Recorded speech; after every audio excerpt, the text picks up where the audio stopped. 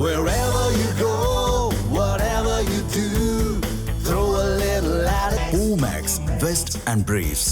கடந்த பிப்ரவரி 28 ஈரான் மீது அமெரிக்காவும் இஸ்ரேலும் போர் தொடங்கியதை அடுத்து ஈரானுக்கு ஆதரவாக இஸ்ரேல் மீது லெபனானில் இயங்கி வரும் பயங்கரவாத அமைப்பான ஹிஸ்புல்லா தாக்குதலை நடத்தியது. கடந்த மார்ச் 2 ஹிஸ்புல்லா அமைப்புக்கு லெபனான் அரசு தடை விதித்தது. தொடர்ந்து லெபனானின் தலைநகர் பெய்ரூட் தொடங்கி அந்நாடு முழுவதும் ஹிஸ்புல்லா பயங்கரவாத தளங்களையும் ஆயுத கிடங்குகளையும் இஸ்ரேல் ராணுவம் தாக்கி அழித்தது.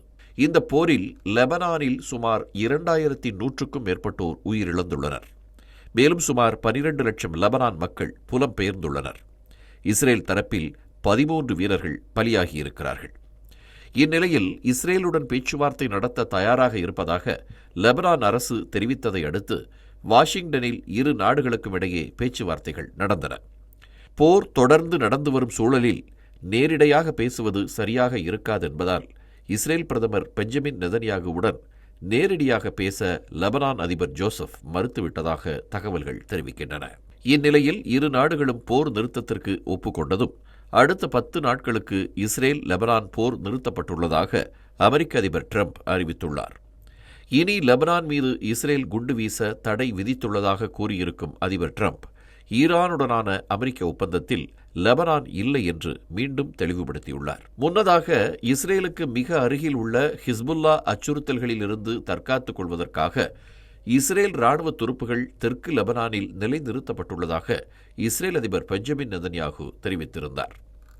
ஹிஸ்புல்லாவின் கோட்டையான பின்ட் ஜபைல் பகுதியை கைப்பற்ற தாக்குதல் நடத்தி வரும் இஸ்ரேல் ராணுவம் லிட்டானி ஆற்றின் குறுக்கே இருந்த கடைசி பாலத்தையும் தகர்த்திருக்கிறது.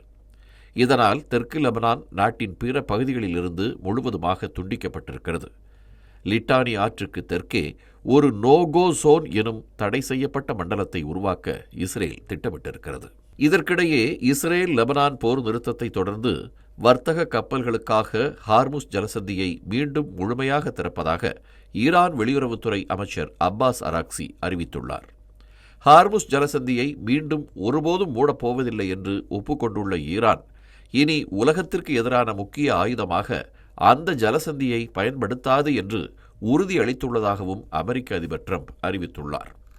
ஈரானின் துறைமுகங்களை முற்றுகையிடும் ட்ரம்பின் திட்டத்தில் தலையிடப் போவதில்லை என்றும் போர் முடிவுக்கு வந்த பிறகே தலையிடப் போவதாகவும் நாட்டோ நட்பு நாடுகள் கூறியிருந்த நிலையில் தேவைப்பட்ட போது பயனற்றவர்களாக இருக்கும் நாட்டோவை காகித புலி என்று அதிபர் ட்ரம்ப் விமர்சித்துள்ளார். மேலும் சவுதி அரேபியா, ஐக்கிய அரபு அமீரகம் மற்றும் கத்தார் ஆகிய நாடுகளுக்கு நன்றி தெரிவித்துள்ளார்.